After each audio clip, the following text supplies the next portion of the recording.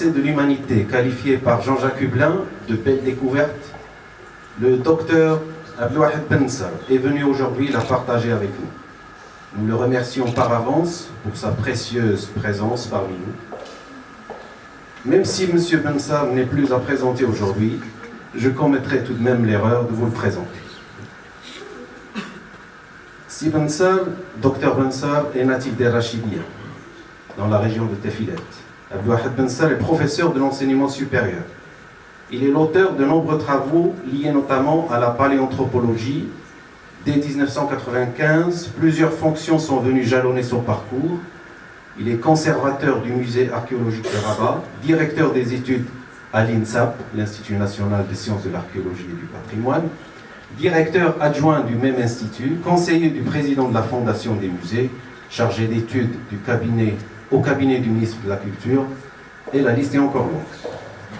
Toutes ces fonctions ne l'ont tout de même pas empêché d'entretenir le cordon qui l'a toujours lié à l'enseignement et à la recherche. Deux activités inhérentes à la paléanthropologie. Les travaux qu'il mène d'ailleurs au site paléanthropologique de Petit-Route, dans la province de Sofia, en sont la preuve. Ainsi, dès sa nomination à l'INSAP, il jette son dévolu sur ce site d'une grande préciosité historique. Il y effectue en mai 1993 sa première visite, et ce, en vue d'y engager un programme de fouilles archéologiques. Malheureusement, les conditions nécessaires pour le maintien de cet engagement lui faisaient défaut. Néanmoins, dès 2004, une bienheureuse circonstance a rendu finalement cela possible. Il s'agit de ce programme en coopération initié par l'INSAP et l'IMP, l'Institut Max Planck, d'anthropologie évolutionniste, dont on a déjà parlé, et dont il assure la coordination aux côtés du professeur Jean-Jacques Hublin. Depuis, ce n'est qu'aubaine après aubaine. Le tout est couronné jusqu'à maintenant par la découverte extraordinaire qui constitue l'objet de notre conférence. Ce dévouement inconditionnel à la recherche scientifique a valu à Abdelwahid Bensar la décoration royale du Wissam El-Kafa'a El-Fikriya à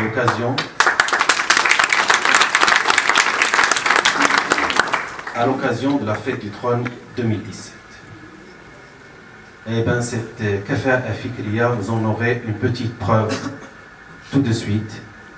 Monsieur Bensar, à vous la parole, à nous le silence, utile et certainement bénéfique.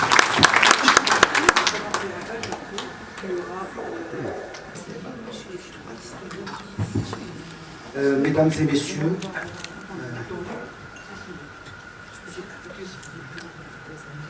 je voudrais que vous sachiez tout le plaisir que je ressens en me retrouvant parmi vous.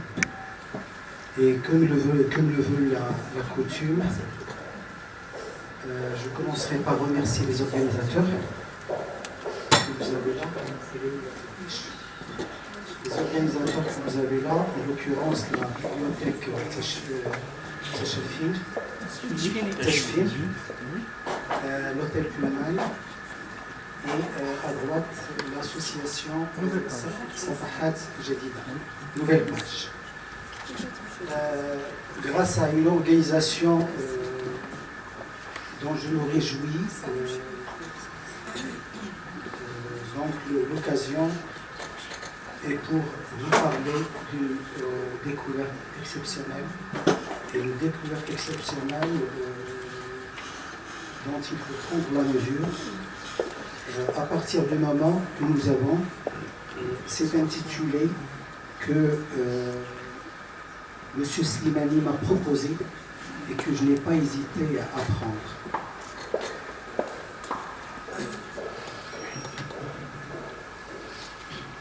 Donc je vous disais un intitulé qui m'a été proposé par Slimani, à savoir l'Homo sapiens aujourd'hui, ça n'est pas très grave, mais après, entre guillemets, la découverte qui bouleverse l'histoire de l'humanité. Donc j'ai accepté de me prêter au jeu, et partant de là, je me suis dit qu'il faudrait que je prenne plus de recul par rapport à la découverte, justement pour pouvoir prendre la mesure de cette découverte. Alors partons de là, il est à signaler que l'humanité tout entière, à travers son histoire, de plusieurs millions d'années, cette humanité doit beaucoup à un continent, en l'occurrence le continent africain. Le continent africain a été, pendant l'évolution de l'homme, de toutes les espèces qui ont occupé la planète, un véritable laboratoire. Un véritable laboratoire, en ce sens que, déjà, une première sortie d'Afrique, de cette humanité, s'était produite il y a pratiquement 1,9 million d'années. Et c'est ce qu'on appelle une Mount Africa, une première sortie d'Afrique de cette humanité qui va explorer d'autres contrées et occuper d'autres continents. Alors cette première sortie, disons c'est la première qui est datée. Donc là, on quitte vers 1 million 90, 1 million 9. Et c'est un nouveau départ pour une exploration, une occupation d'autres continents.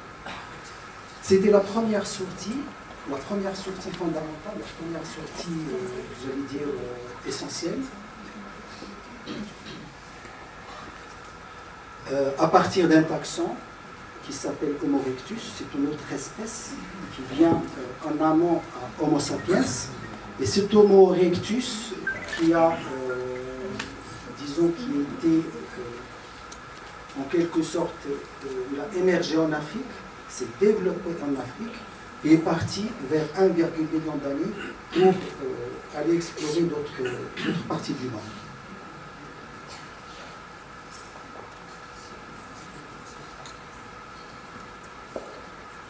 Alors, ce qui est à voir ici, malheureusement, l'image n'est pas assez explicite. Je vais essayer là.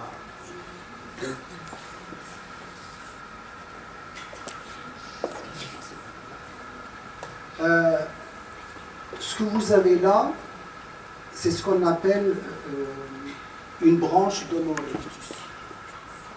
Et ce que vous avez là, ce sont d'autres espèces, dont certaines sont contemporaines à cet Homo erectus.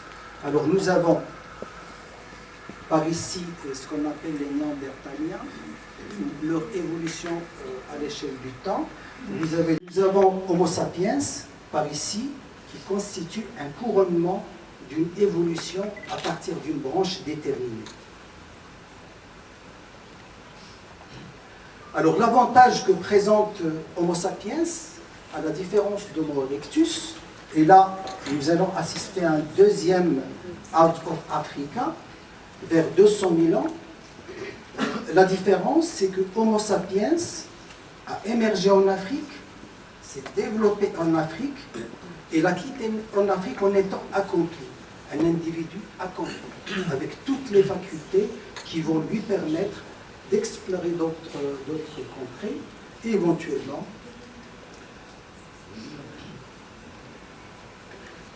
éventuellement, progressivement, il va survivre aux autres espèces qui sont, nous avons ici les Néandertals qui occupent une partie de l'Europe, nous avons les Dénisoviens qui occupent une partie de l'Afrique, de l'Asie mineure, et puis Homo sapiens, donc aux alentours de 200 000 ans, comme je l'ai montré ici, 200 000 ans, nous avons une deuxième Out of Africa. Et cette espèce va se rencontrer avec d'autres taxons, les Dénisoviens et les Néandertaliens entre autres, pour finir vers environ 30 000 ans en se retrouvant toute seule. Homo sapiens va se retrouver toute seule en étant une espèce humaine unique sur Terre. Et tout ça n'est pas vain. Alors je reviens à ce diagramme. Ce qui est à relever, c'est que par ici nous sommes à environ, on va dire 200 000 ans, par ici, par là. Et par ici nous sommes à environ 30 000 ans, 25 000 ans. Et quand on fait coïncider ce que nous avons sur la gauche avec Homo sapiens, donc ça reflète ce que je viens de dire, c'est que Homo sapiens a cette faculté de survivre jusqu'à aujourd'hui.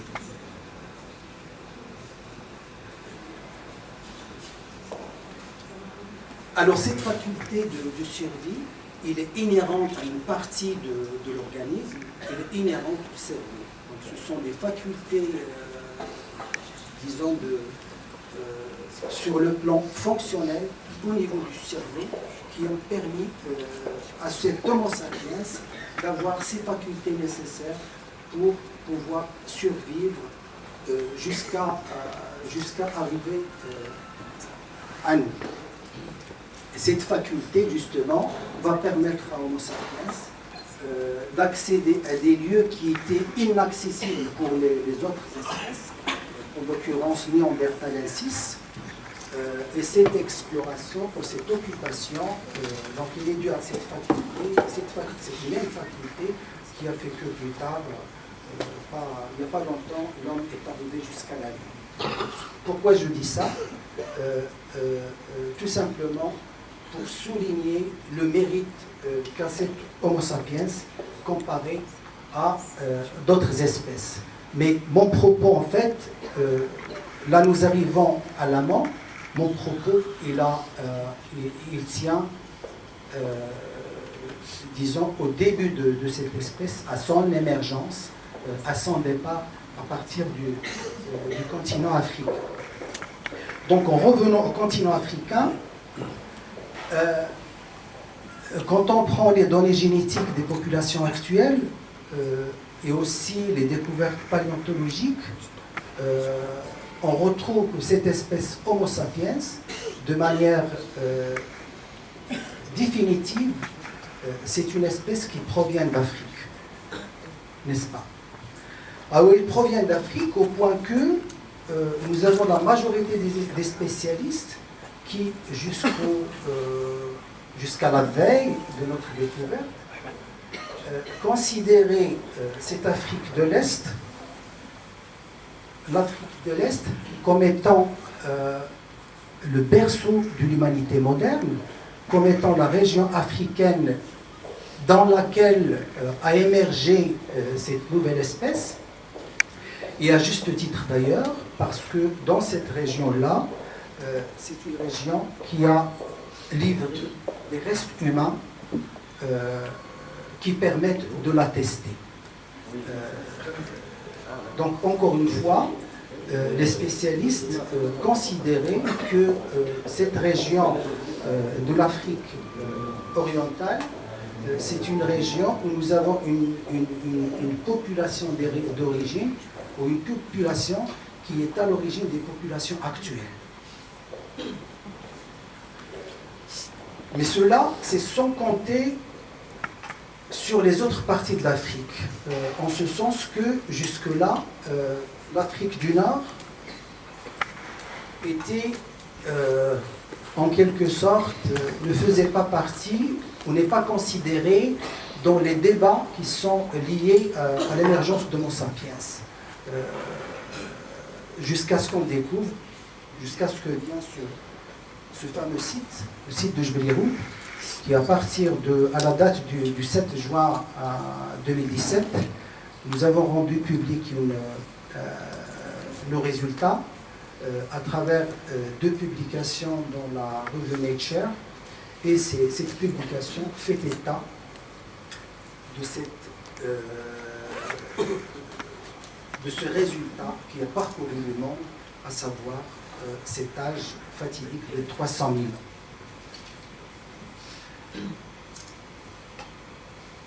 C'est dire que à partir du moment où nous avons un âge pareil, c'est dire que l'Afrique du Nord au moment de l'émergence d'Homo sapiens, entretenaient une liaison ou des connexions étroites avec le restant, les différentes régions de l'Afrique. Et ça, je vais y revenir. Alors, le site des routes. Le site des routes se trouve dans la province de Chemaïa. Et si vous tracez une ligne droite entre Marrakech et Safi, le site des routes se trouve pratiquement à mi-chemin entre ces deux villes-là. Ce site a été découvert de manière fortuite en 1961, parce qu'à l'origine c'était une mine, et une mine qui servait d'extraction de la barytine qui est employée dans de l'industrie chimique, de pétrole. Et au moment de suivre un filon, un des ouvriers est tombé par hasard sur un crâne que vous avez là. C'était dans l'état dans lequel il a été trouvé le premier jour, en 1961. Donc depuis, ce site, il est pris en charge par les scientifiques.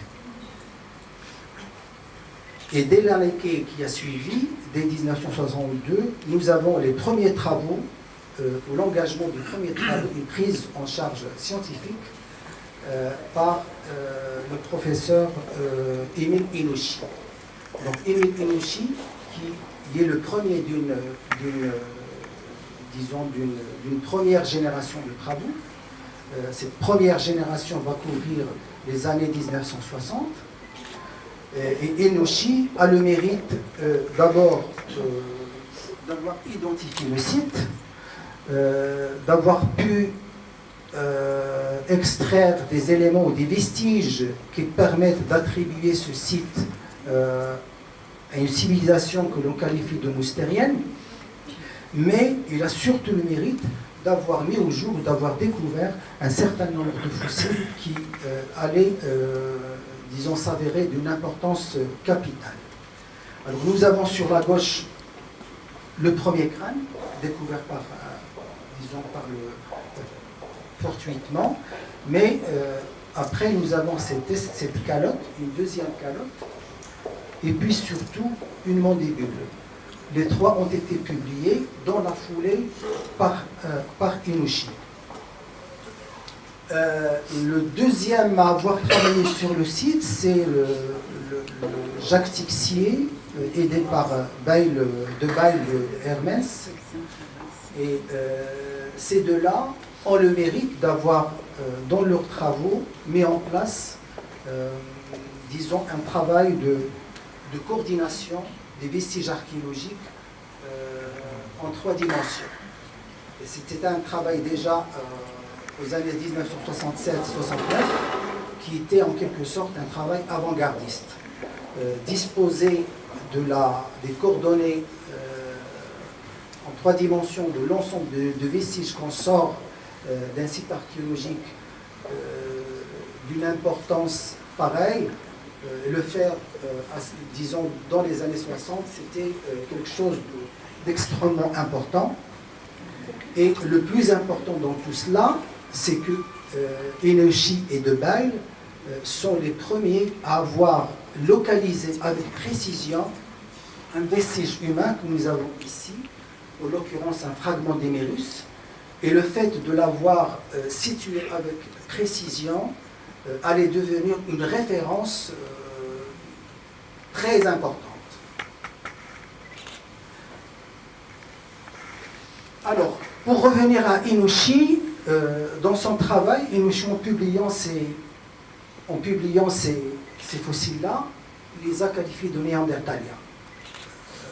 À juste titre d'ailleurs, parce que dans les années 60, il y avait une équation qui était en vigueur, à savoir que tout ce qu'on trouve comme vestige, et surtout comme vestige humain, dans un niveau qui est qualifié de moustérien, de civilisation moustérienne, ça en fait un néandertalien. Et c'est partant de cette équation que Inouchi avait qualifié les restes ou les fossiles d'Héroud de néandertaliens. les études menées après, surtout les années 90, ont démontré que les hommes de Jbel Irhoud n'ont rien à voir avec les Néandertaliens et que leur appartenance, elle va ailleurs, elle va à Homo sapiens. Alors, deuxième chose, Enouchi avait le mérite quand même d'avoir engagé une première datation, même si la méthode employée n'était pas appropriée, en ce sens qu'il avait employé la méthode du carbone 14, et la méthode du carbone 14, elle est connue pour être limitée ou donne des résultats qui ne vont pas au-delà de 40-50 000 ans. Donc, deuxième chose, il qualifie le site d'être âgé de 50 000 ans. Donc, nous partons avec deux passifs néandertaliens âgés de 50 000 ans. Alors, plus tard, d'autres datations ont été effectuées dans la perspective, justement, de trouver une date qui permet de mieux interpréter les fossiles de Jbel Irhoud. Ces dates-là ont donné des résultats qui sont allés pour certains jusqu'à 190 000 ans. Et ces différentes dates ont été effectuées à partir d'une faune qui avait été découverte d'abord par Enouchi, ensuite par Jacques Texier de Bail de Hermès. Et ces datations-là font remonter le site jusqu'à 190 000 ans. Mais même avec ces dates-là, il s'est avéré que la méthode qui a été mise en application, à savoir l'ESR, présente une certaine limite, en ce sens que l'ESR, qui est, si vous voulez, calculé sans tenir compte de la radioactivité du site, elle peut engendrer des résultats qui sont erronés. Et c'était le cas des dates qui retrouvaient pour ces premières datations, qui sont arrivées quand même à 190 000 ans. Donc, si vous voulez, pour faire plus simple, nous avons des restes humains d'une importance capitale qui s'inscrivent dans Homo sapiens ou qui ont des caractères qui permettent de les attribuer à Homo sapiens, mais de l'autre côté, nous avons des dates qui ne conviennent pas. Et pourquoi ils ne conviennent pas? Parce que nous avons fait recours à une autre datation, mais cette fois-ci, elle est biochronologique. Et la faune, justement, retrouvée sur le site, c'est une faune qui est contemporaine ou qui verse dans le Pléistocène moyen. Et à partir du moment où nous avons une faune qui s'inscrit dans le Pléistocène moyen, nous avons des restes humains avec des caractères, certains sont évolués et d'autres sont archaïques. Ça démontre qu'il y a un problème de datation, absolue. Alors ce problème de datation absolue était la raison fondamentale qui avait motivé l'engagement de nouveaux travaux à partir de 2004.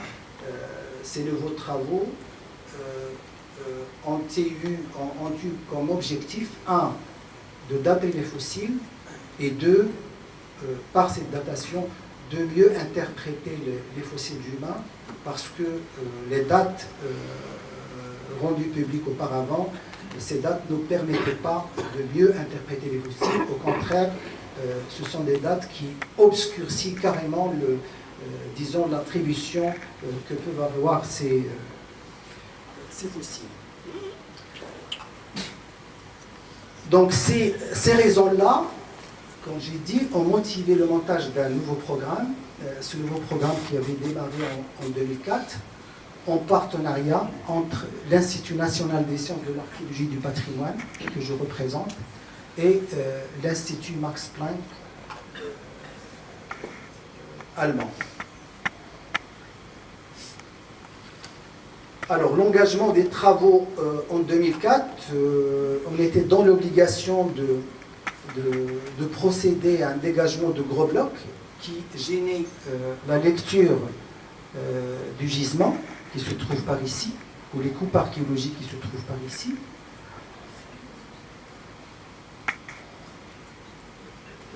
Et a posteriori, nous avons donc hérité d'une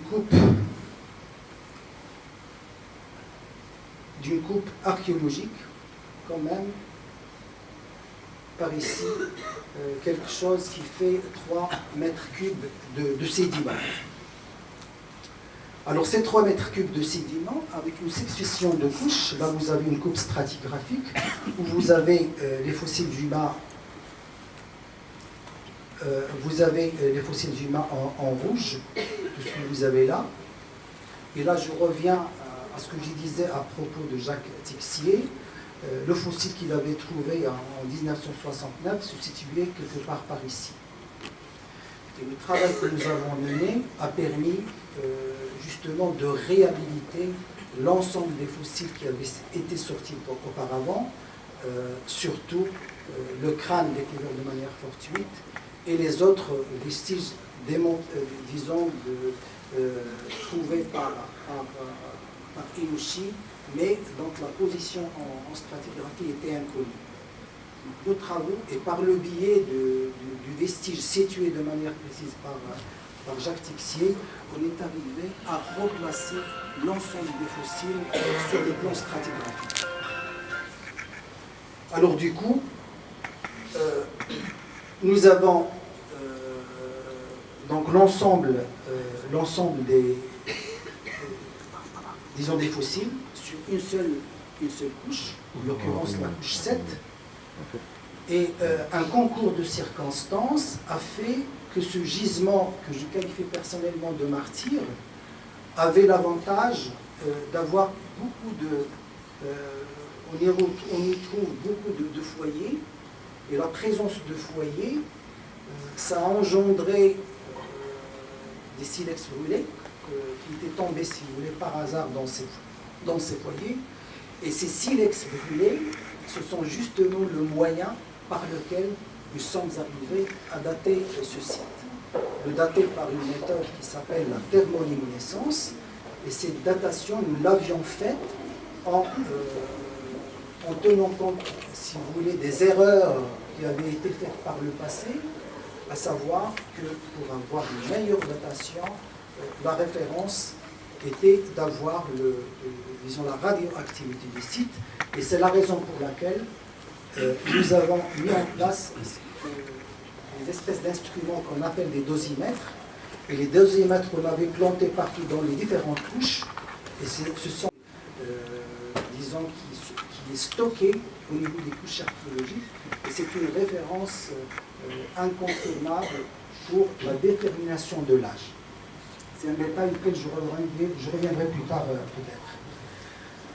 Alors, à l'issue de ces travaux, nous avons donc les fossiles humains.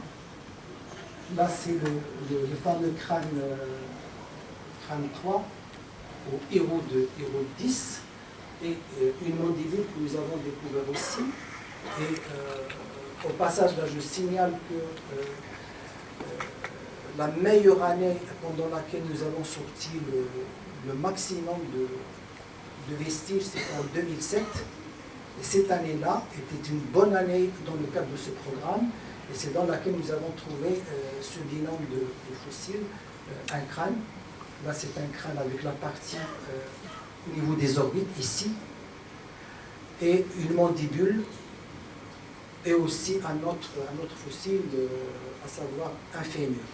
Donc 3 fossiles, la même année, dans un même endroit, dans une superficie très réduite. C'est dire, encore une fois, la richesse de ce gisement, la richesse de ce site. Alors, en dehors des restes humains, nous avons des assemblages lithiques d'une extrême beauté, et nous avons des restes d'animaux avec à leur tête la gazelle, nous avons quelque chose comme 30 espèces animales, de mammifères, et à la tête desquelles nous avons une grande proportion de gazelles.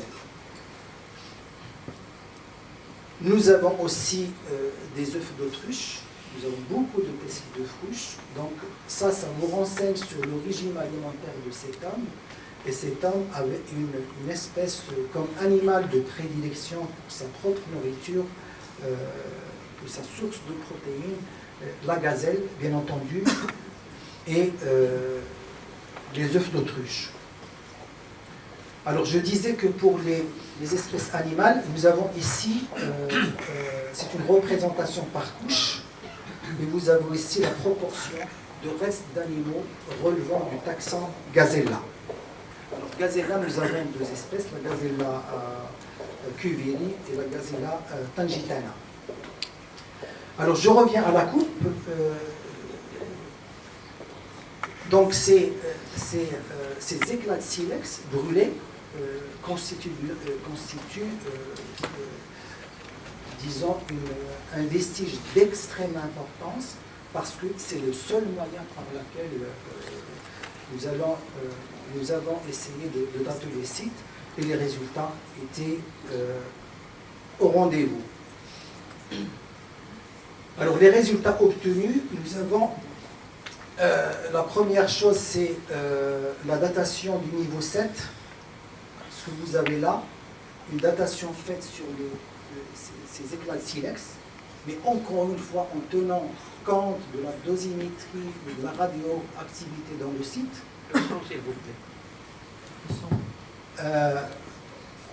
Donc je disais là, c'est le résultat de la datation de la couche 7, et la couche 7, c'est la couche où nous avons trouvé les restes humains, l'ensemble des restes humains. Donc ce que nous datons, ce sont ces fossiles-là, mais aussi beaucoup d'assemblages lithiques et beaucoup d'animaux. Cette datation, encore une fois, était rendue possible grâce à la présence d'éclats de silex brûlés. Alors quand nous avions ce résultat-là, c'était en 2009, là c'est une parenthèse que j'ouvre, dans l'équipe, on n'y croyait pas beaucoup, on n'y croyait pas trop quoi. Pourquoi? Parce que jusque-là, si vous voulez, ce qui était mis en avant, c'est que l'âge le plus ancien possible que l'espèce Homo sapiens pouvait avoir comme origine n'allait pas au-delà de 200 000 ans, et que cet âge-là était obtenu dans une région qui était réputée pour être riche en termes de vestiges humains. Alors venir maintenant à partir d'un site en Afrique du Nord et dire attention, nous avons 315 000 ans, c'était pas facile à faire digérer, n'est-ce pas? Et c'est la raison pour laquelle nous nous sommes appuyés sur une autre méthode à partir d'échantillons, disons anciens, mais sur la base de notre dosimétrie, sur la base de la radioactivité que nous avons mesurée sur le site. Nous avons trouvé un âge qui est de l'ordre de 286 000 ans et un autre de 302 000 ans. Donc notre âge est plus ou moins confirmé. À partir de 2011, nous arrêtons le travaux et on se met à travailler sur la publication. Beaucoup de va-et-vient. Il faut convaincre la communauté scientifique, parce que venir avec un âge aussi ancien du jour au lendemain, c'était pas partie gagnée d'avance. Alors le résultat de cet âge-là, de cette date-là, c'est que Homo sapiens, qui était âgé jusqu'au 6 juin 2017 de 200 000 ans, à partir du 7 juin 2017, voilà, elle passe à 300 000. Et c'est cela même qui bouleverse l'histoire. On était passé de 200 000 ans, on aurait pu passer à 220, 240, 250, 1260, non.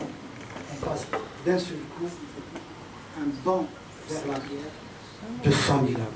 Et c'est cela même donc, qui bouleverse cette histoire et qui fait que... Alors cette page-là, nous avons des restes humains. Je parlais il y a un instant, il y a quelques instants de la richesse de ce gisement. Cette richesse est incarnée par un nombre important de vestiges humains, un nombre important de fossiles humains. En ce sens qu'à notre arrivée en 2004, le gisement d'Héroud comptait 6 fossiles humains. À l'issue de nos travaux, nos premiers travaux en 2011, je dis les premiers travaux parce que nous avons repris en octobre dernier. Donc à l'issue de nos premiers travaux, on est arrivé à 22 fossiles. Donc on a multiplié le nombre par au moins 3 fois. Et l'ensemble de ces vestiges correspond à 5 individus. Nous avons 3 adultes, un adolescent et un enfant. Alors maintenant, en termes d'implication, qu'est-ce que cela implique? Avoir un âge aussi ancien et avoir une morphologie telle que celle qu'ont les restes d'Héroud.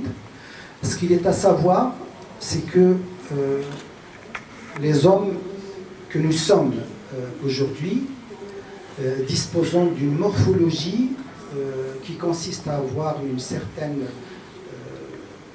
une face qui est réduite à une calotte crânienne qui est globulaire.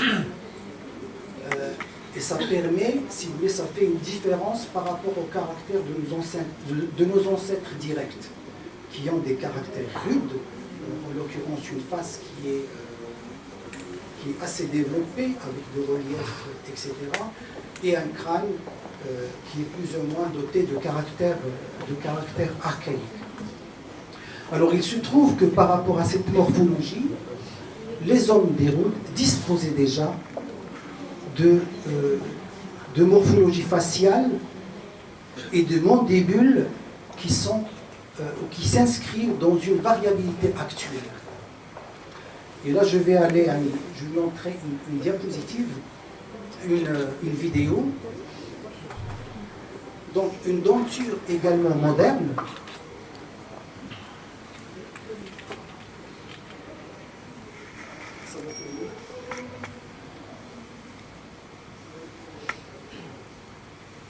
Là, c'est la mandibule, notre mandibule, où vous verrez la ressemblance éclatante que nous avons avec les dents que peut avoir un homme actuel. Donc, vous avez cette morphologie, n'est-ce pas? Et la morphologie que nous avons au niveau de la face, qui font de Jbel-Héroud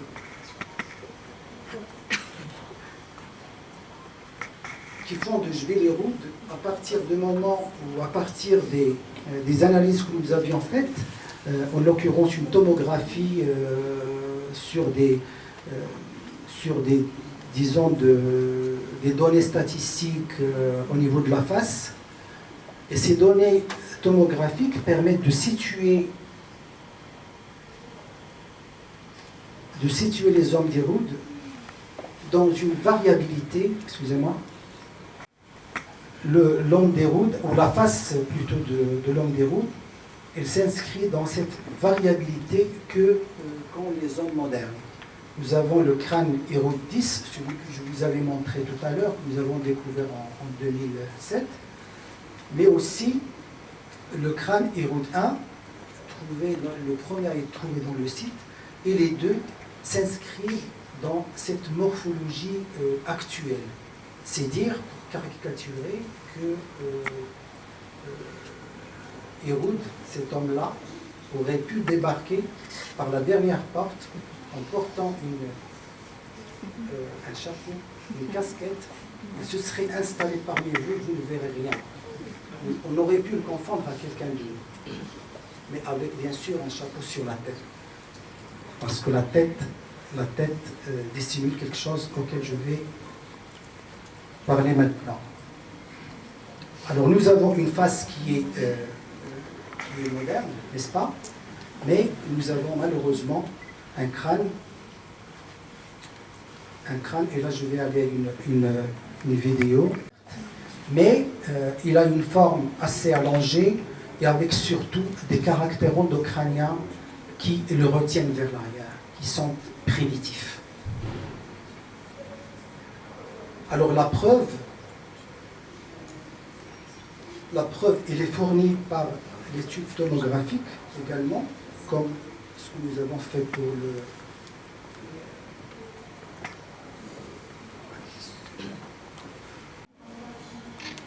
qui est mise en place aux alentours de 300 000 ans, au moment de l'émergence d'Homo sapiens, et que au moment de cette émergence, un certain retard est enregistré pour ce qui est du crâne, et ça permet, si vous voulez, de placer Héroud 1 ici en amont de cette évolution que va connaître le cerveau au sein d'Homo sapiens. Autrement dit, à partir de 300 000 ans jusqu'à pratiquement 200 000 ans, c'est la période que va durer ce changement ou cette évolution qui va toucher le cerveau pour qu'il puisse avoir la forme qu'il a aujourd'hui. Alors maintenant, quelle est l'implication régionale des découvertes d'Héroud? Je vais commencer par les assemblages lithiques. Ce qui est à relever, c'est que nous avons un certain perfectionnement au niveau de la taille des vestiges, en l'occurrence le lithique, et ce perfectionnement ou ce développement, il est concomitant ou il vient, si vous voulez, à l'occasion d'une émergence donnée. Et là, c'est l'émergence d'Homo sapiens. Premier point, si vous voulez, qualitatif, qui permet le changement de taxon, qui permet de se confirmer dans l'espèce Homo sapiens, avec une industrie qui est nouvelle, avec un développement dans la technique, et c'est une technique qui relève de ce qu'on appelle le Middle Stone Age, et c'est une civilisation qui caractérise, qu'on va retrouver dans d'autres régions de l'Afrique. Et là, je passe aux deuxième considération, à savoir que l'assemblage que nous avons à Jebel Irhoud, nous avons d'autres qui lui ressemblent dans différentes régions de l'Afrique. Et ça veut dire que, aux alentours de 300 000 ans, ou à partir de 300 000 ans, les hommes vont subir des modifications adaptatives pour pouvoir se déplacer de manière facile à l'échelle du continent africain. Et c'est la raison pour laquelle nous avons une espèce de ressemblance au niveau de ce lithique que nous trouvons ici à Héroud, que nous trouvons ici en Afrique de l'Est et également en Afrique du Sud, avec 260 000 ans ici, 284 000 ans en Afrique de l'Est et 300 000 ans à Héroud. Deuxième implication, ou si vous voulez, la raison la raison qui fait que cet Homo sapiens va se répandre à l'échelle du continent africain, il y a une donnée géologique qui le confirme, à savoir qu'aux alentours de 330 jusqu'à 300 000 ans BP, nous avons un continent africain, entre guillemets, qui était verdoyant. Et le plus important à souligner, c'est qu'aux alentours de ces âges-là, nous avons cette barrière-là que constitue actuellement le Sahara qui n'existait pas. Et ça, à la place de cette barrière, nous avons des lacs et nous avons un passage qui est plus à l'aise et plus aisé. Et c'est la raison pour laquelle nous avons donc ces ressemblances dont je viens de parler, et c'est la raison pour laquelle Homo sapiens avait cette facilité de se répandre, ou ce taxon, si vous voulez, avait cette facilité de se répandre à l'échelle du continent africain. Alors, deuxième considération, et l'attrait au reste humain, aux fossiles humains, c'est que nous avons certes les fossiles d'Héroud qui sont les plus anciens maintenant, les plus anciens représentants de cette espèce Homo sapiens.